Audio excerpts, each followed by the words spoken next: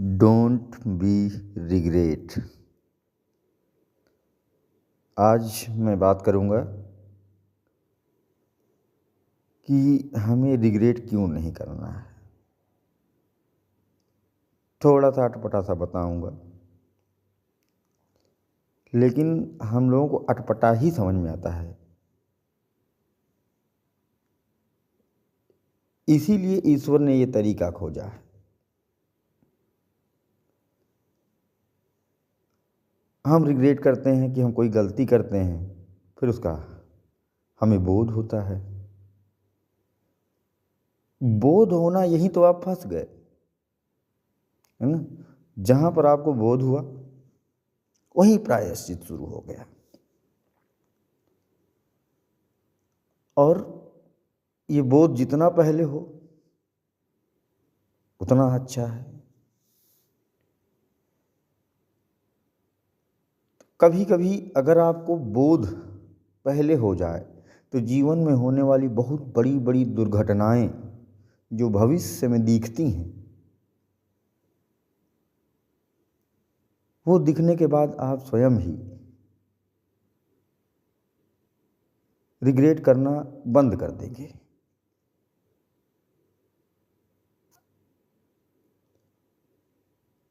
क्योंकि रिग्रेट तब होगा जब आप अपराध करेंगे, लेकिन जब आप भविष्य को अनुमानित करके वर्तमान में अगर आप बोध कर चुके हैं उसका, तो आप वो घटनाएं नहीं घटित होने देंगे। अरे भाई, गलती करना गलत है ये नहीं है, क्यों रिग्रेट करना। हम सब गलत ही तो हैं, सब असत्य ही तो है। यथा तथा सर्वथा जो दिख रहा है ये भ्रम है, लेकिन ये वास्तविकता भी है हमारे लिए, क्योंकि हम भी भ्रम हैं और भ्रम के लिए भ्रम वास्तविकता प्रतीत हो रही है।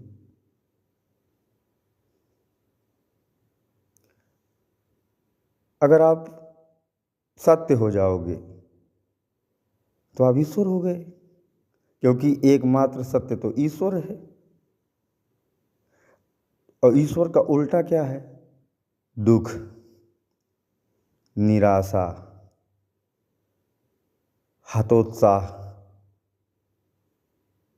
मृत्यु, दर्द, दुख, चिंता, भय, पीड़ा, विभिन्न प्रकार की व्याधियां, कुंठाएं, यह विपरीत रूप से ही तो ये समस्त संसार बना है। महान कार्य करने की लालसा भी एक प्रकार का बहुत बड़ा अभिमान है। जो सात्विक बनते हैं वो बहुत बड़े महत्वाकांक्षी होते हैं, क्योंकि वैष्णव तत्व को साध करके वो शासन की बड़ी गद्दियों पर बैठ जाते हैं। और जब ये उस वैष्णव तत्व की शक्तियों से यथा अति सामर्थ्यवान हो जाते हैं, तो कहीं पर एक स्तर आता है जब उनके अंदर अभिमान उत्पन्न होने लगते हैं। लेकिन उनको जैसे ही ये सबको होना ही है, कोई उस अभिमान में फंसेगा बहुत दीर्घ काल तक, कोई बहुत ही जल्दी से निकल आएगा, क्योंकि होता ही है, पहली बार शराब पियो तो नशा होगा। उसी प्रकार से जब अगाध धन वर्षा या शक्तियाँ आपका सहयोग करने लगती हैं, तो उसका मद थोड़ा सा आता है, और आना भी चाहिए। नहीं आएगा तो आप फिर इतना जो यश कीर्ति सम्मान प्राप्त किए हुए हैं, कुछ तो देख पाओ। इसलिए कुछ समय तक आपके अंदर वो अभिमान भी जायज़ है, वो जरूरी भी है। क्योंकि आप कहो कि निरभिमानी, हाँ ठीक है, लेकिन आप अंदर से निरभिमानी भी हो तो कहीं न कहीं आपको अभिमानी दिखना होगा। उसका कारण यह है कि आप इस समाज में, इस सृष्टि में अकेले नहीं हो, और आपसे बहुत सारे लोग जुड़े हुए हैं, और आपके तंत्र से जुड़े हुए बहुत सारे लोग हो सकते हैं जिनके लिए आपका मान सम्मान, स्वाभिमान दुनिया के सामने ऊंचा दिखना अति आवश्यक होगा। तो वहाँ पर आपको जहाँ ज़रूरी है वहाँ पर क्रोधी भी बनना होगा, जहाँ पर ज़रूरी हो वहाँ पर शांत बनना होगा, जहाँ पर ज़रूरी हो वहाँ पर अभिमानी भी बनना होगा, स्वाभिमानी भी बनना होगा। स्वाभिमानी अलग चीज़ है, अभिमानी अलग है, और यहाँ मैं डायरेक्ट अभिमानी की बात कर रहा हूँ, क्योंकि यह भी प्रकृति का गुण है। प्रकृति के एक भी गुण कम नहीं हो सकते, गुण कितने हैं, क्योंकि प्रकृति का आधार अमर अनंत परमेश्वर हैं, इसलिए प्रकृति भी अनंतता में खेलती है।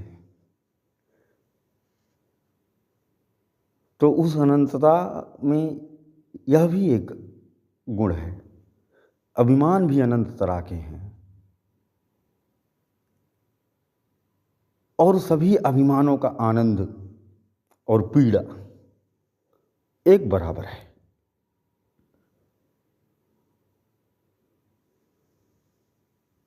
ये कैसे?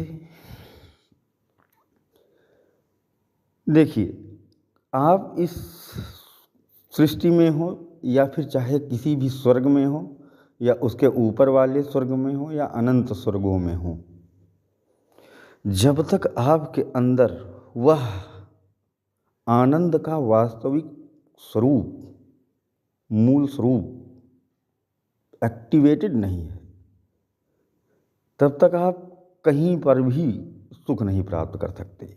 आपको महल दे दिया जाए, सुंदर से सुंदर स्त्रियां दे दी जाए, आप प्राप्त भी करोगे तो आनंद नहीं ले पाओगे, भोग ही नहीं कर पाओगे। लेकिन अगर वो आनंद स्वरूप आपके अंदर खुल रहा हो, क्योंकि बंद ने हमने किया है, जब वो खुल रहा हो,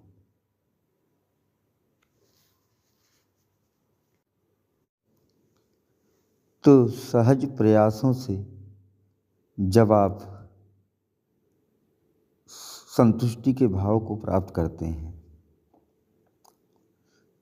तो अच्छा, यह भी एक चीज़ है कि आपको संतुष्टि सहज प्रयासों से जहाँ पर है उसे प्राप्त करनी है। तो यदि आप जो मिला हुआ है उसका भोग नहीं करेंगे तो ये आपका तप माना जाएगा। तो उसका रिवार्ड क्या मिलेगा? उसका रिवार्ड मिलेगा फिर आगे फिर से और भी बहुत सारी सुविधाएं आपको दी जाएंगी, यहाँ आप उनको भी अस्वीकार करोगे तो फिर आपको और भी सुविधाएं दी जाएंगी। तो अब कोई ना कोई एक स्थिति बनेगी जब आप संतुष्ट हो जाओगे। तो जैसे ही संतुष्ट होगे तत्काल आप परमेश्वर से कनेक्ट हो जाओगे। वहीं आप इन दोनों के खेल से बाहर होगे, तब असली दिखाई देगा क्या है। एक जो अनंत ब्रह्म बन के ईश्वर के रूप में छुपा हुआ है, और एक वो प्रकृति जिसको विभिन्न स्वरूप दे करके उनसे ही सारे कृत्य करवा रहा, लेकिन वो अपना कृत्य मान रहे हैं। तो अपना कृत्य मान रहे हैं तो उसको संतुलित भी करवा रहा, वही संतुलित भी करवा रहा। तो आपके द्वारा किए गए अपराध का मजा भी वही ले रहा, और प्रकृति को आप दोष दे रहे हो बहुत ज्ञानी होने के बाद में पता चलता है तो प्रकृति तो खुद मोहराती। तो बहुत सारे लोग जो बड़ा दिव्य ग्रंथ और बहुत सारी चीज़ें जो अवेलेबल हैं प्रकृति के द्वारा स्रोत, क्योंकि यहाँ पर जितने भी स्रोत मिलेंगे सब प्रकृति प्रदत्त स्रोत हैं। और वो उससे पीड़ित हो गए तो कहो कि अरे मैं तो बहुत पीड़ित हो गया इस माया से, या माया रूपी प्रकृति से मैं तो बहुत पीड़ित हो गया, मुझे तो चाहिए परमेश्वर, अब तो मुझे मोक्ष चाहिए। तो कुछ लोग बड़े बड़े मोटिवेशन देने वाले बड़े ज्ञाता नया खोज के लाएंगे कि मैं तुम्हें प्रकृति के पार का मार्ग बता दूंगा। तो वो तुम्हें प्रकृति का पार का मार्ग बताएंगे कहाँ? वो ऐसा अनंत ब्रह्म परमात्मा जो कुछ करता ही नहीं है, ठीक है, उसको कुछ भी करने की जरूरत नहीं। हाँ सत्य है, वो तो परम सुंदर है, यह भी सत्य है, और तुम उसको प्राप्त कर लोगे। हाँ जा करके वहाँ पर तुम उनको देखो, पूजो, प्रणाम करो। अगर वो दिखते हैं, नहीं दिखते हैं तो तुम वहाँ के आकाश में व्याप्त हो जाओ, जो उस आकाश में, पूरे आकाश में व्याप्त है, चराचर उस अनंत ब्रह्म लोक में जो व्याप्त है। अनंत ब्रह्म क्यों कहता हूँ? क्योंकि ब्रह्म भी बहुत तरह के हैं, बहुत ऊपर तक हैं। यहाँ पर लोग बहुत छोटे छोटे पत्थर को बहुत पूज लेते हैं, तो उसमें क्या दोष है? वो पत्थर भी बहुत बड़ा, गैलेक्सी से भी बहुत बड़ा है बहुत सारे जीवों के लिए, कुछ भी छोटा बड़ा नहीं है। बात यह है कि तुम नाप कहाँ से रहे हो। ये हमारे तय पैमाने हैं। तो जब भी हम उस परमेश्वर से जुड़ते हैं तब असली खेल दिखना शुरू होगा। क्योंकि जब आप प्रकृति से पीड़ित हुए तो कहेगा, प्रकृति से पीड़ित होने के बाद में भागेगा कहाँ? ईश्वर को ढूंढेगा। तो ईश्वर की भी चेन बनी हुई है, क्योंकि अनंत ब्रह्म क्या है? जो बहुत सारे ब्रह्मों में व्याप्त है और वहाँ के समस्त चराचर का आनंद ले रहा है। तो ब्रह्मों की बहुत सारी कैटेगरीज हैं, ब्रह्म ब्रह्म बहुत सारा कुछ सुनेंगे। बहुत सारे लोग छोटे लेवल पे ही उनका जीवन खत्म हो जाता है, फिर उसके बाद धीरे धीरे वो भी कभी न कभी सब चीज़ जानेंगे, घूम करके फिर से कुछ नहीं जानेंगे। और यही प्रकृति का खेल है। प्रकृति को भी कोई आज़ादी नहीं दी गई, सत्य है। यह बात तो कुछ लोग जानते भी हैं, बहुत बिरले लोग। बहुत सारे लोग प्रकृति को ही पूजते रहते हैं, उससे कुछ नहीं होता है। प्रकृति को एक तरीके से एक्सेस करना होता है।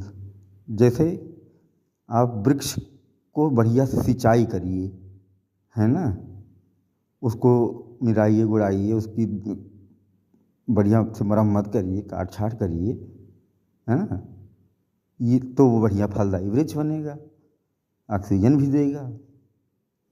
अब वहाँ पर उसको आप सींच नहीं रहे हैं, उसकी किस्मत बेचारे की कि अगर कोई पानी ऊपर से गिर जाए, बारिश से प्राप्त हो जाए, ऊपर से आपने घर की छांव दे दी है, मरा जा रहा है बेचारा, और आप उसकी रोज पूजा कर रहे हो, वो भी कुढ़ रहा है।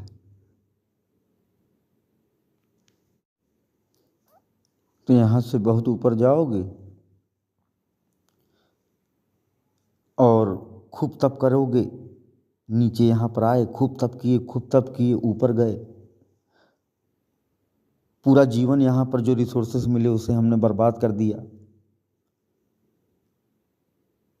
और उसके बाद फिर हम उसका भोग ना करके त्याग किए, बलिदान किए, वो तब बन गया। अगर आपको जो दिया गया है उसका भोग नहीं करोगे तब भी संतोषी नहीं हो, क्योंकि वहाँ पर फिर वो तप बन जाएगा। तो अगर आप उसको इस लोक में नहीं भोगोगे तो वो आपके सूक्ष्म शरीर में फ्रीक्वेंसी को बढ़ा देगा, ऊर्जा है, फ्रीक्वेंसी को बढ़ा देगा, फ्रीक्वेंसी जैसे ही बढ़ेगी आप सूक्ष्म लोकों में तुरंत ही पैदा हो जाओगे कहीं ना कहीं, यानी स्वर्ग में पैदा हो जाओगे, महास्वर्ग में पैदा हो जाओगे, कि उसके ऊपर पता नहीं कहाँ पहुँच जाओगे, ये तो आपके ऊपर है।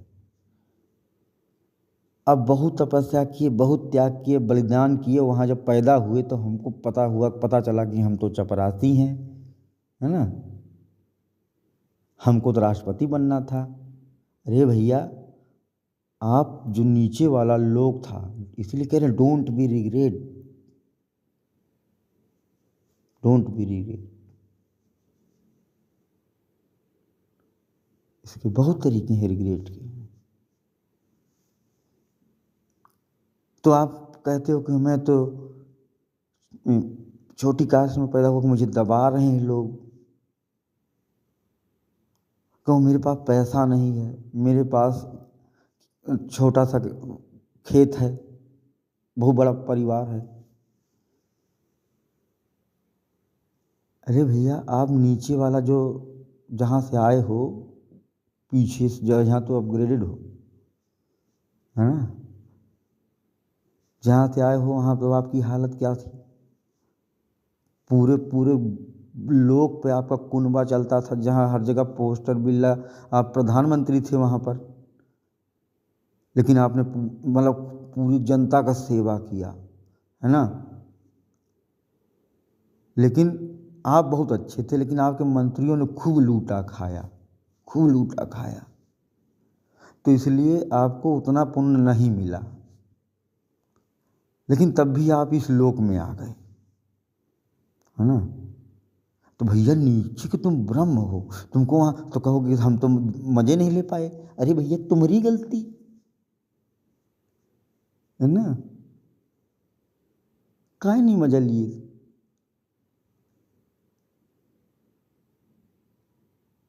है ना, तो वहाँ पर हाँ, गलत तरीके से मजा लोगे तो सज़ा तो मिलेगी ही, है ना, प्लस डबल सज़ा मिलेगी। एक तो नेचर जो देगी अलग, और दूसरी चीज़ सज़ा भी के कई आयाम हैं, घर वाले अलग, घर वाली अलग, है ना, भाई अलग, भौजाई अलग, है ना, सब समाज अलग, हर कोई। तब याद ना, don't be regret, don't be regret.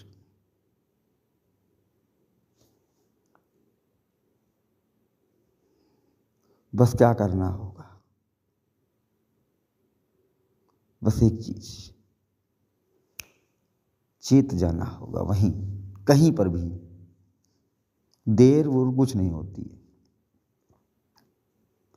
क्योंकि आपका तो रास्ता ही अनंत है। क्यों? क्योंकि परमेश्वर का गुण है अनंतता, उसी के कारण प्रकृति का आधार,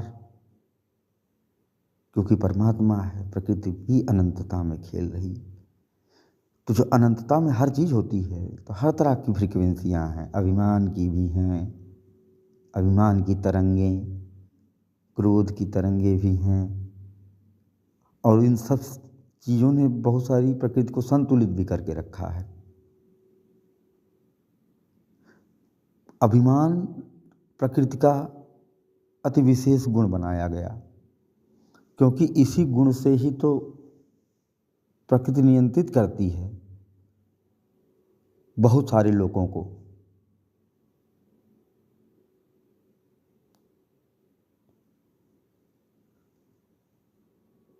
तो इसमें हम गिनती नहीं बताएंगे, कुछ लोग कहते हैं 7, 10, 50, जब हम अनंत में खेल रहे हों तो वहाँ पर हम परसेंटेज कहाँ से जोड़ें।